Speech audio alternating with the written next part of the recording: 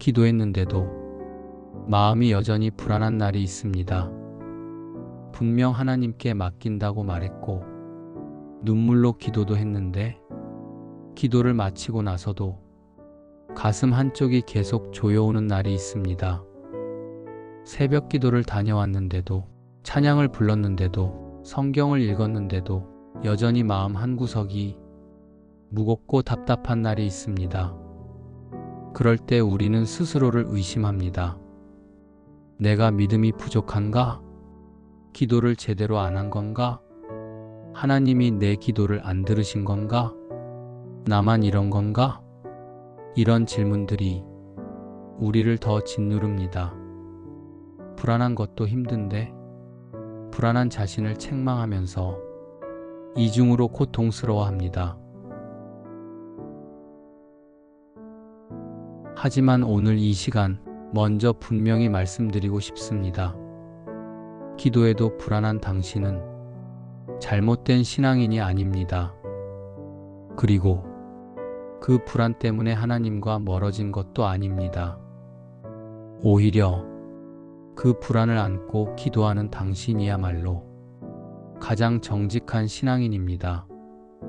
하나님을 믿는 사람이라면 누구나 한 번쯤은 이 질문 앞에 서게 됩니다. 왜 기도했는데도 마음이 바로 평안해지지 않을까? 우리는 기도를 불안을 없애는 버튼처럼 생각할 때가 많습니다. 기도하면 마음이 즉시 가벼워지고 문제가 사라지고 걱정이 멈춰야 할 것 같죠. 마치 약을 먹으면 통증이 사라지듯이 기도하면 불안도 그렇게 사라져야 한다고 우리는 기대합니다. 그래서 기도 후에도 불안이 남아있으면 기도가 실패한 것처럼 느껴집니다. 내 기도에 뭔가 문제가 있나? 믿음이 부족해서 응답을 못 받는 건가? 이렇게 자책하게 됩니다. 하지만 성경을 보면 하나님은 한 번도 감정이 즉시 사라진다고 약속하신 적이 없습니다. 대신 하나님은 이사야서를 통해 이렇게 말씀하십니다. 두려워하지 말라. 내가 너와 함께 한다고. 이 말씀은 두려움이 없어진다는 뜻이 아닙니다. 두려움이 있는 그 자리에도 하나님이 함께 계신다는 약속입니다. 여기서 우리가 놓치는 게 있습니다. 우리는 평안해야 하나님이 함께 계신다 라고 생각합니다. 하지만 실제로는 반대입니다.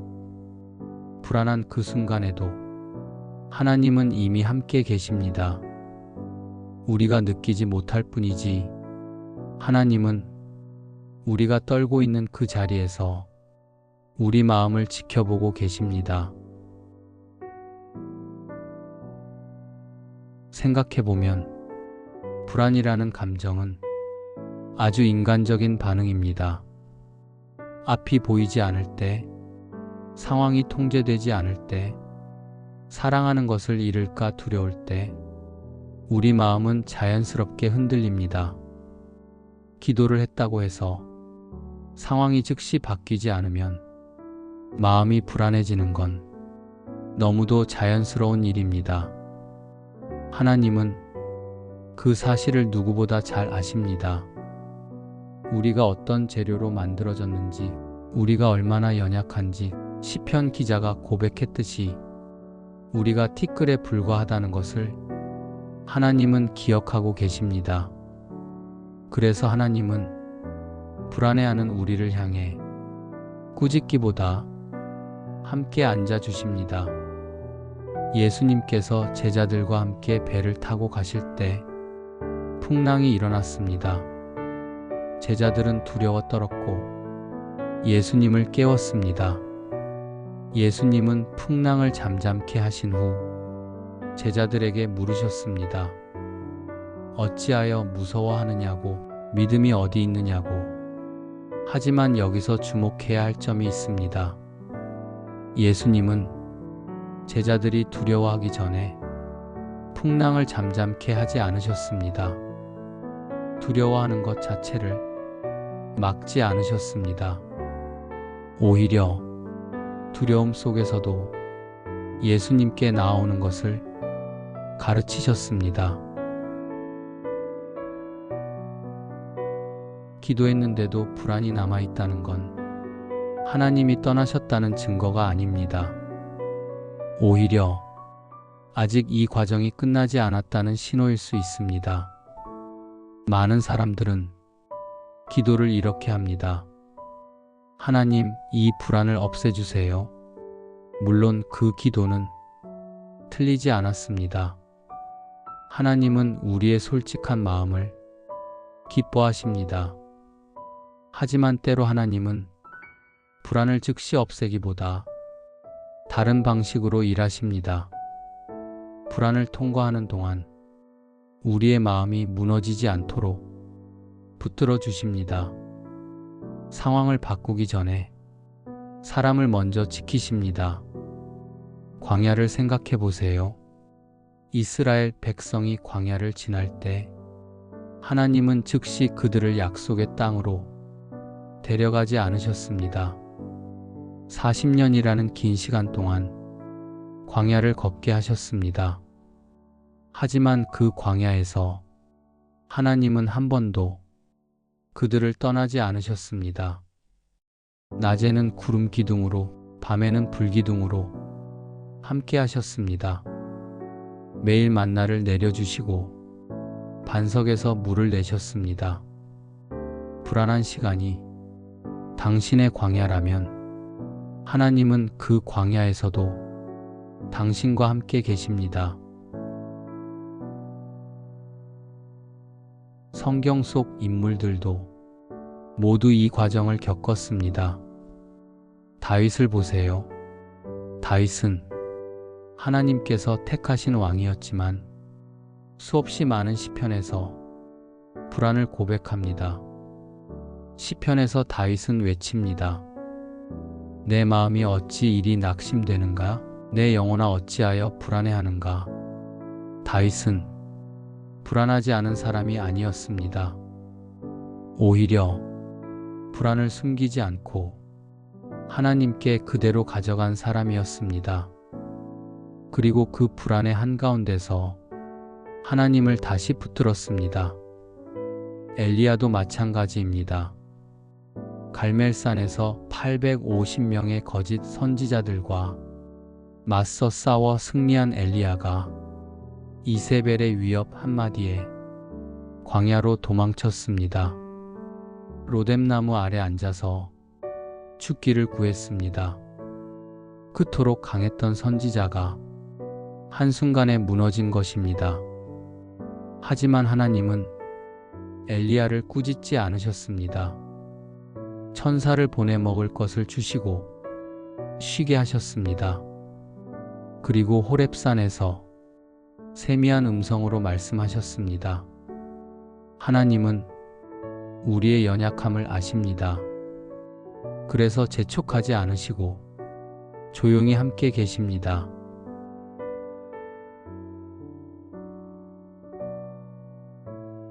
우리도 마찬가지입니다. 불안이 사라질 때까지 기도를 미루지 않아도 됩니다. 불안이 없어져야 기도할 자격이 생기는 것도 아닙니다. 오히려 불안할 때 드리는 기도가 가장 진짜 기도입니다. 말이 정리되지 않아도, 눈물이 먼저 나와도, 아무 말도 떠오르지 않아도 그 상태 그대로 하나님 앞에 나아가도 됩니다. 로마서가 우리에게 약속하듯이 우리가 어떻게 기도할지 알지 못할 때 성령께서 말할 수 없는 탄식으로 우리를 위해 친히 간구하신다고 했습니다. 우리가 말을 못할 때도 성령께서 대신 기도해 주십니다. 우리가 정리하지 못한 마음도 하나님은 이미 아십니다. 그래서 기도에도 불안이 사라지지 않을 때 기도의 방향을 조금 바꿔볼 수 있습니다.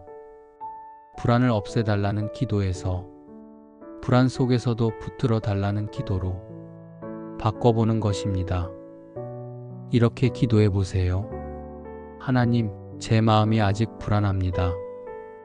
괜찮아졌다고 말할 수 없을 만큼 여전히 흔들리고 있습니다. 기도했는데도 마음이 평안하지 않아서 스스로를 탓하게 됩니다. 하지만 하나님, 이 불안한 모습 그대로 주님 앞에 나옵니다. 이 감정을 숨기지 않게 하시고 부끄러워하지 않게 하시고 도망치지 않게 하소서. 불안이 사라지지 않아도 이 마음이 주님에게서 멀어지지 않게 붙들어 주옵소서. 문제가 해결되지 않아도 주님이 함께 계심을 조용히 믿게 하옵소서. 이 기도는 불안을 부정하지 않습니다. 믿음으로 포장하지도 않습니다. 그저 있는 그대로의 마음을 하나님께 맡기는 기도입니다. 하나님은 이런 기도를 외면하지 않으십니다. 우리는 종종 하나님이 침묵하신다고 느껴질 때가 있습니다. 기도해도 응답이 없고 말씀을 읽어도 마음에 와닿지 않고 아무 느낌도 없을 때 하나님이 멀리 계신 것 같습니다. 하지만 침묵은 부재가 아닙니다. 부모가 아이 옆에 앉아 아무 말 없이 손을 잡아줄 때 그 침묵이 사랑이듯 하나님의 침묵도 종종 깊은 동행입니다. 욥을 생각해 보세요. 욥이 그토록 고통 중에 하나님께 부르짖었을 때 한동안 하나님은 대답하지 않으셨습니다. 하지만 마지막에 욥은 고백합니다. 내가 주께 대하여 귀로 듣기만 했었는데 이제는 눈으로 주를 뵙습니다.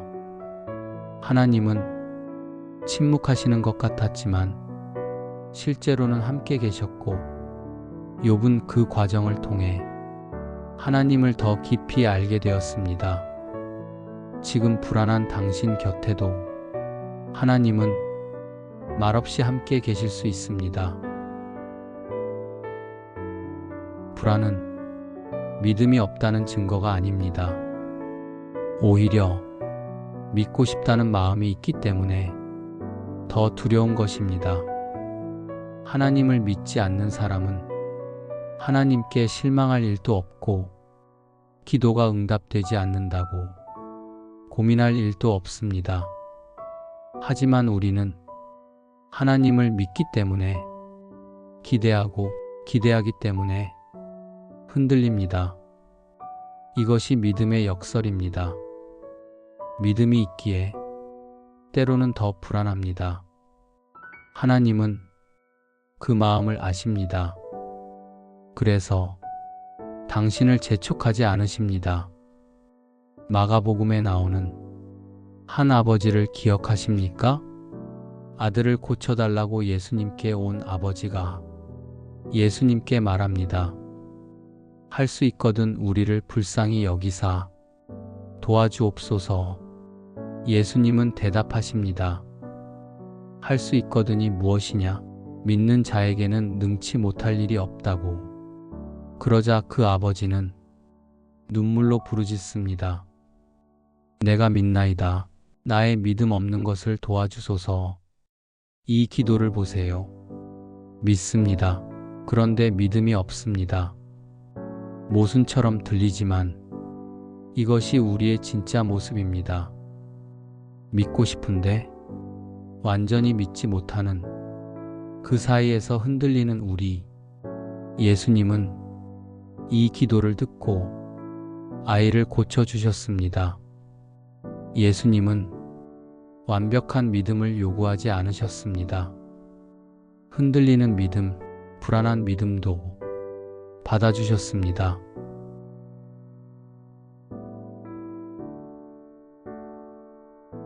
빌립보서에서 바울은 우리에게 권면합니다.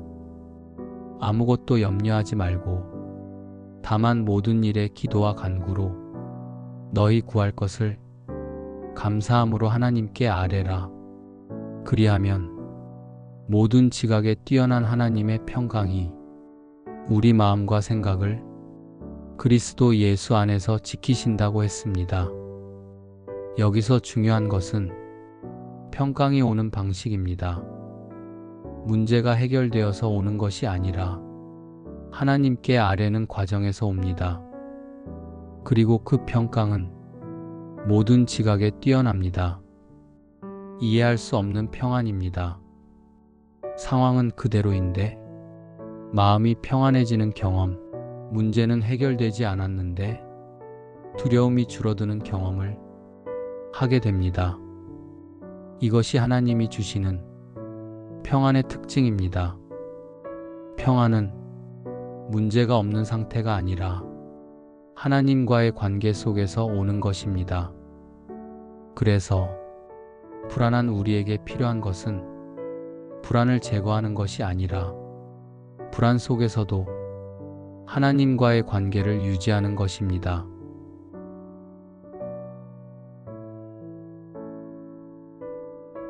하나님은 이스라엘 백성에게 매일 만나를 내려주셨습니다.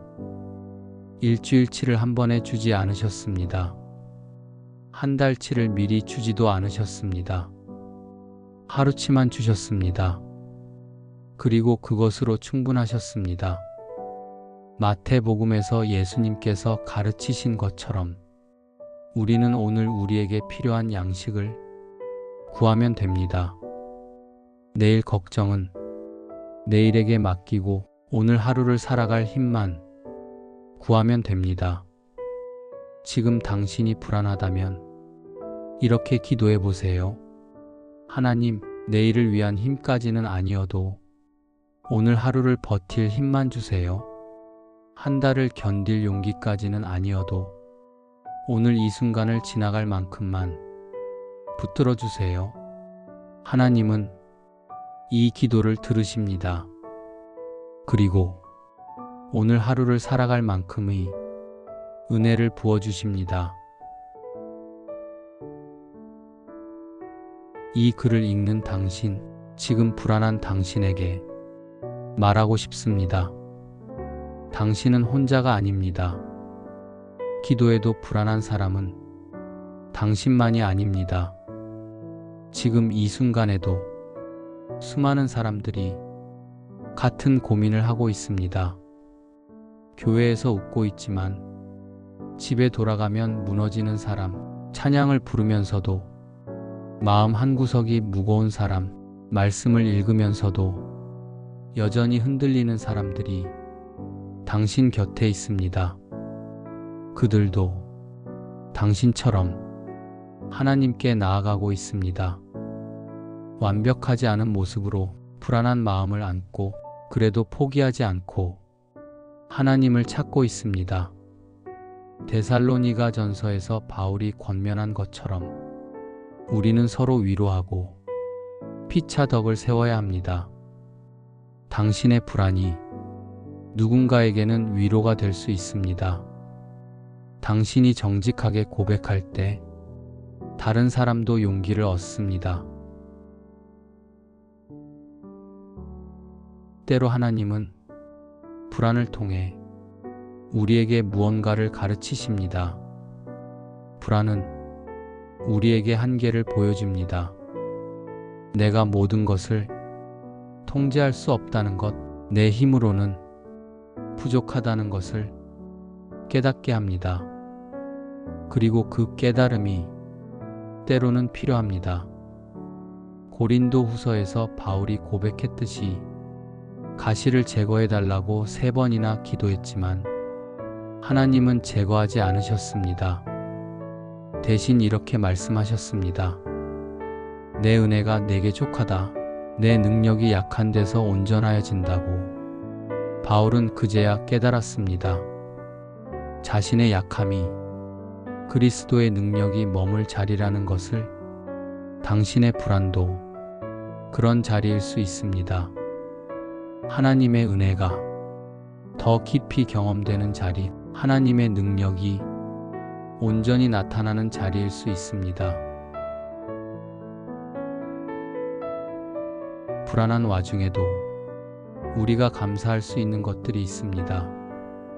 첫째, 우리가 아직도 하나님께 나아가고 있다는 것입니다. 불안이 우리를 하나님에게서 떼어놓지 못했다는 것, 여전히 기도하고 있다는 것, 이것만으로도 감사입니다. 둘째, 우리가 포기하지 않았다는 것입니다. 불안한데도 아직 버티고 있다는 것, 무너질 것 같은데도 아직 서 있다는 것, 이것이 얼마나 대단한 일인지 모릅니다. 셋째, 이 과정을 통해 하나님을 더 깊이 알아가고 있다는 것입니다. 편안할 때는 몰랐던 하나님의 성품을 불안한 시간을 통해 배우게 됩니다. 데살로니가 전서가 권면하듯이 범사에 감사하는 것, 이것이 그리스도 예수 안에서 하나님이 우리에게 원하시는 뜻입니다. 지금은 이해되지 않을 수 있습니다. 왜 이런 시간을 보내야 하는지, 왜 이렇게 불안해야 하는지, 왜 기도해도 빨리 해결되지 않는지 알 수 없을 수 있습니다. 하지만 잠언이 우리에게 가르치듯이 우리는 마음을 다하여 여호와를 의지하고 우리 명철을 의지하지 말아야 합니다. 우리가 이해하지 못해도 하나님은 모든 것을 아십니다. 우리가 볼 수 없는 큰 그림을 보고 계십니다.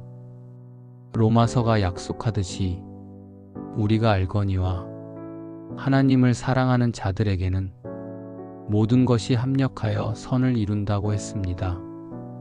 지금 이 불안한 시간도, 기도해도 해결되지 않는 이 시간도 언젠가는 하나님의 선하신 계획 안에서 의미를 발견하게 될 것입니다.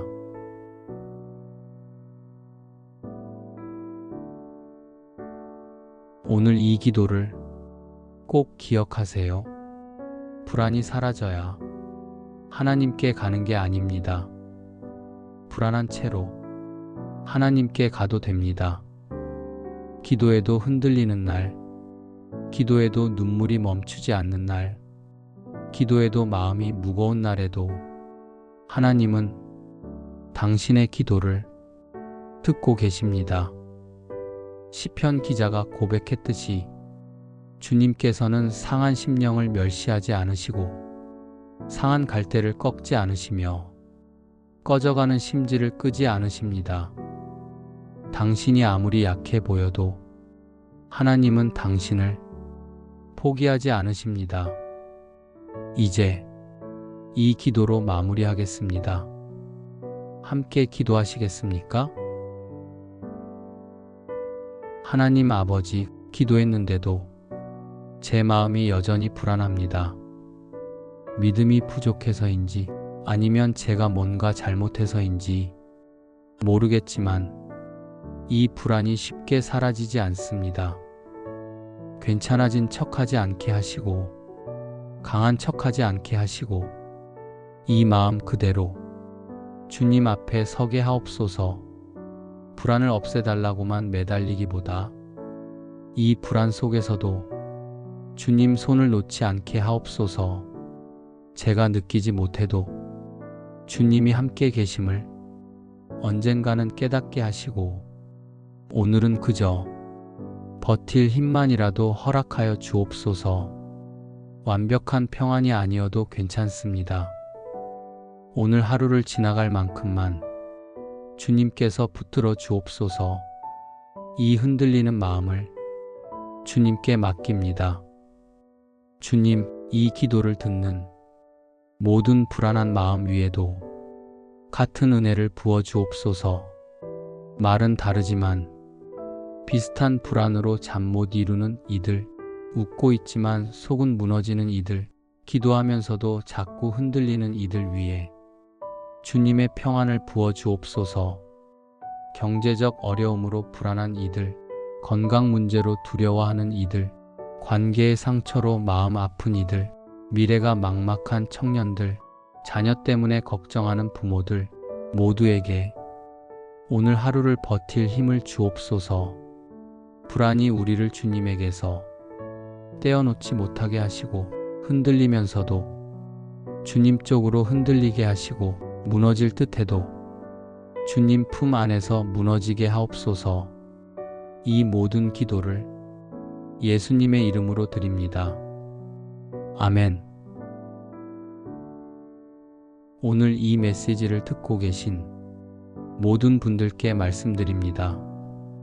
기도해도 불안이 사라지지 않는다고 자신을 탓하지 마세요. 그것은 당신의 잘못이 아닙니다. 불안은 당신이 인간이라는 증거입니다. 그리고 그 불안을 안고도 하나님께 나아가는 것, 그것이 진짜 믿음입니다. 시편 기자가 고백했듯이 내 영혼아 내가 어찌하여 낙심하며 어찌하여 내 속에서 불안해하는가? 너는 하나님께 소망을 두라고 우리 자신에게 말할 수 있어야 합니다. 불안을 부정하지 않으면서도 그 불안 너머에 계신 하나님께 소망을 두는 것, 이것이 우리가 배워야 할 믿음의 자세입니다. 히브리서가 정의하듯이 믿음은 바라는 것들의 실상이요 보지 못하는 것들의 증거입니다. 지금 당신은 평안을 보지 못하고 해결을 보지 못하고 길을 보지 못할 수 있습니다. 하지만 보이지 않는다고 없는 것이 아닙니다. 하나님은 보이지 않는 곳에서 이미 일하고 계십니다. 당신의 불안을 아시고 당신의 눈물을 보시고 당신의 기도를 들으시며 당신을 위해 길을 예비하고 계십니다. 고린도 전서가 약속하듯이 우리가 감당할 시험 밖에는 우리에게 당한 것이 없고 하나님은 미쁘사 우리가 감당할 수 없는 시험을 당하게 하지 않으시고 시험 당할 즈음에 피할 길을 내시어 우리로 능히 감당하게 하십니다. 지금 이 불안도 당신이 감당할 수 있는 무게입니다. 아니, 정확히 말하면 하나님과 함께라면 감당할 수 있는 무게입니다. 혼자서는 힘들지만 하나님과 함께라면 오늘을 지나갈 수 있습니다. 이사야서가 약속하듯이 주님께서는 피곤한 자에게 힘을 주시며 무능한 자에게 능력을 더하시는 분입니다. 청년들도 피곤하며 곤비하고 장정들도 넘어지며 자빠지지만 오직 주님을 앙망하는 자는 새 힘을 얻으며 독수리의 날개치며 올라감 같을 것이며 다른 박질하여도 곤비치 아니하고 걸어가도 피곤치 아니한다고 약속하셨습니다. 지금 당신이 피곤하다면 주님을 앙망하세요. 지금 당신이 지쳤다면 주님께 나아오세요. 불안한 모습 그대로, 흔들리는 마음 그대로 주님께 나아오세요. 주님은 당신을 기다리고 계십니다. 완벽해진 당신이 아니라 지금 이 모습 그대로의 당신을 기다리고 계십니다. 마태복음에서 예수님께서 초청하신 것처럼 수고하고 무거운 짐 진 자들은 다 주님께 나아오라고 하셨습니다. 주님께서 쉬게 하시겠다고, 주님의 멍에를 메고 배우라고. 주님은 마음이 온유하고 겸손하시니 우리 마음이 쉼을 얻을 것이라고 약속하셨습니다. 오늘 그 초청을 받아들이시기 바랍니다. 불안한 마음을 안고 주님께 나아가세요. 주님은 당신을 외면하지 않으십니다. 주님은 당신의 기도를 듣고 계십니다. 그리고 당신과 함께 이 불안의 시간을 통과하고 계십니다. 혼자가 아닙니다. 하나님이 함께 계십니다. 이것을 믿으시기 바랍니다. 그리고 오늘 하루 이 믿음 하나로 버티시기 바랍니다. 내일은 내일의 은혜가 있을 것입니다. 하지만 오늘은 오늘의 은혜로 충분합니다. 하나님의 은혜가 여러분 모두와 함께 하시길 축복합니다.